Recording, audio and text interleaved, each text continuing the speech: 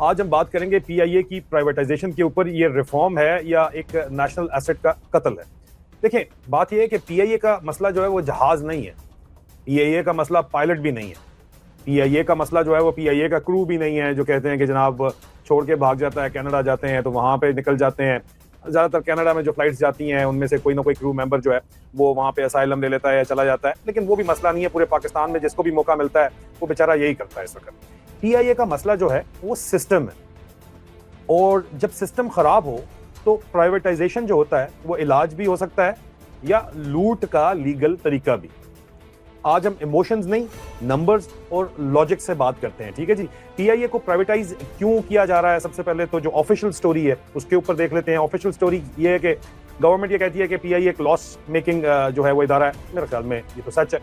फिर वो कहते हैं जी 800 बिलियन की लाइबिलिटीज हैं इसकी, रुपए की 800 अरब रुपए की लाइबिलिटीज। फिर वो कहते हैं कि बेल आउट्स पर पब्लिक पैसा बर्बाद हो रहा है बहुत ज्यादा। फिर वो कहते हैं जी प्राइवेट सेक्टर ज्यादा एफिशिएंट होता है, ठीक है जी।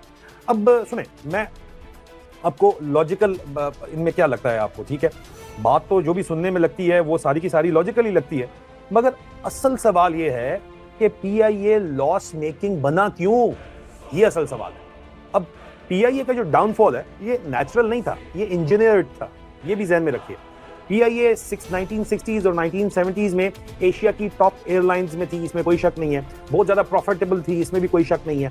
ट्रेनिंग और रूट्स दुनिया पूरी की पूरी इसको फॉलो करती थी, इसमें भी कोई शक नहीं है। और ये जितनी इस वक्त आप एमिरेट्स के ऊपर बैठे होते हो जाके, ये सारी पीआईए ने खड़ी की है भाई जान। वर्ल्ड ग्लोबल जो एयरलाइंस है, कतार हो गई है और ये सारे, ये पीआईए ने खड़े किए हैं, पीआईए के स्टाफ ने खड़े किए हैं।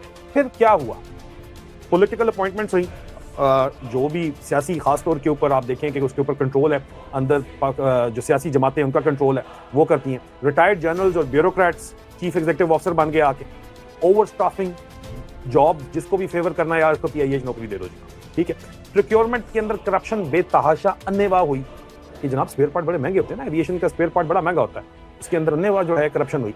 रूट्स का जो है वो रूट का राइट्स जो इनको मिले हुए थे उसको मिसयूज किया गया और governance as a whole collapse कर गई। यानी पीआईए को मारा गया और फिर कहा गया ये मर चुकी है, सीधी सी बात है। प्राइवेटाइजेशन का सबसे जो बड़ा झूठ है वो झूठ ये है कि प्राइवेटाइजेशन से जादुई तौर के ऊपर पीआईए में एफिशिएंसी आ जाएगी। सच ये है कि अगर गवर्नेंस ठीक ना हुई, अगर मोनोपोली मौजूद है जो वही रही इसके ऊपर, और अगर रेगुलेशन वीक हो, तो प्राइवेटाइजेशन का मतलब होता है पब्लिक मोनोपोली प्राइवेट मोनोपोली बन जाती है। बस इस वक्त पब्लिक को जवाब देना होता है, अब फिर पब्लिक को कोई जवाब नहीं देना होगा, लेकिन मोनोपोली उसी तरह चलेगी। और प्राइवेट मोनोपोली आवाम